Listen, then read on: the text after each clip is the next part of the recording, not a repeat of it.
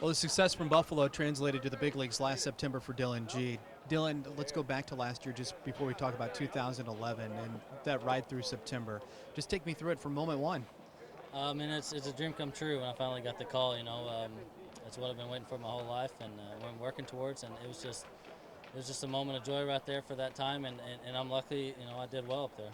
You did tremendously well going back to the start in Washington. I mean, as you continue to throw zeros up in there, how much pressure not only added in making a big league start, but then the success that you had no hitting the Nationals? I think it was great that it was my first start that I did that because I really wasn't even focused on the zeros or the no hitter going. I really didn't even know I had it going. I was just trying to focus on each out as it came.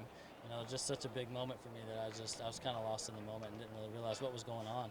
Plenty of friends and family there. Oh yeah, I had probably close to 20 friends and family there. And then throughout the month of September as well, the success continued for you. What translated from what we saw in Buffalo to your success in the big leagues? I think just being able to throw my off-speed pitches for strikes and hitters counts. That's always been the way I get success in the games, and because I walked a few more people up there, but I kind of was able to pitch around the fastball counts. So I think that was a big point from Buffalo that translated to the big leagues. You opened camp right there on the cusp of going into the rotation for the big leagues. If Chris Young and Chris Capuana didn't have their success, I think that surprised everybody. What's the focus in 2011 for you here? Just to have a healthy Buffalo here or season there in Buffalo, and hopefully get back up there in the big league team.